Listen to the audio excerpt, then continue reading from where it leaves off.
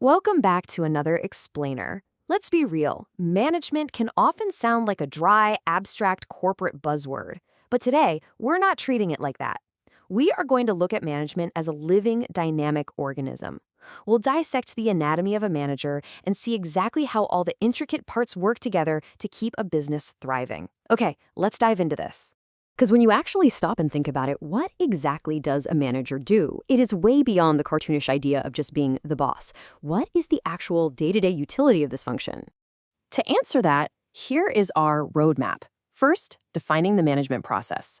Second, the 4 fundamental functions. Third, management levels and skills. And fourth, the overlapping managerial roles.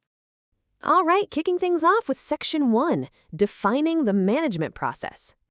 Our source material gives us a really precise, actionable definition here. Management isn't just a fancy title you hold. It's an active process of activities carried out to enable a business to accomplish its goals. And how does it do that? By employing 3 key assets: human, financial, and physical resources. It's essentially the active process of transformation.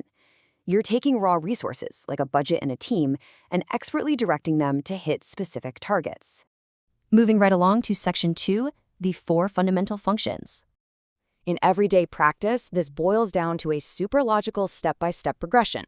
First, management decides what has to be done. Second, it decides exactly how it should be done. Third, it gives the orders to actually execute. And fourth, it checks to make sure those orders were carried out. Decide, organize, execute, verify. And this brilliantly illustrates how those 4 practical steps map directly onto the continuous academic functions of management. Deciding what to do? Well, that's planning. Deciding how to do it is organizing. Setting it in motion is leading. And verifying the tasks is controlling. But notice, this isn't a straight line with an endpoint. It's a continuous loop. The controlling phase feeds directly back into the planning phase, ensuring the whole operation is constantly adapting and moving forward. Let's move to Section 3 and see how this builds into management levels and skills. When analyzing organizational hierarchy, it neatly stacks into 3 distinct layers: top, middle, and lower management, lower usually being your direct supervisors. You'll also notice vertical slices at the base of the structure. Those represent specific functional areas, like marketing, finance, HR, or logistics. General management sits at the very top, coordinating the whole shebang. But as you move down to the middle and lower tiers, the management process becomes highly specialized within those specific functional lanes. Now, keeping that structural hierarchy in mind, let's look at how the required skills map onto it. We have 3 main types of skills: conceptual, interpersonal, and technical. Notice how the need for these specific skills slants dramatically across those exact same hierarchical levels. The proportions completely shift depending on where a manager sits in the organization. To make this crystal clear, let's contrast the extremes. Top management requires incredibly high conceptual skills. They have to see the big picture, understand how the whole puzzle fits together, and strategize for the future. Meanwhile, lower management relies heavily on technical skills. Supervisors need to know the granular, day-to-day details of the specialized work being done on the ground. But here is the absolutely crucial takeaway. Consider that middle band: interpersonal skills. The ability to communicate, motivate, and work with people remains remarkably constant across all levels.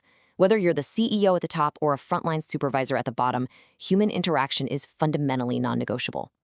Which brings us to Section 4, the overlapping managerial roles. Now, what's really interesting about this is how these roles aren't just isolated silos. According to our sources, managerial roles fall into 3 main categories: decision-making, interpersonal, and informational. But in a real business environment, these spheres continuously interact. A manager doesn't just wear one of these hats at a time, they're constantly blending them depending on what the situation demands. Let's break each one down. First up, the decision-making roles.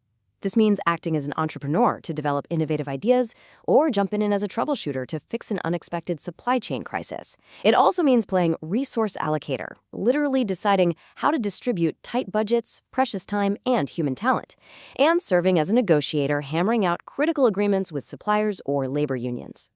Next, we have the interpersonal duties. Sure, this involves being a representative figure, performing symbolic duties, but it is fundamentally about being a leader. It's about giving commands to drive the mission forward, inspiring your team through a rough quarter, and acting as a relationships coordinator to establish vital alliances between internal departments and outside organizations.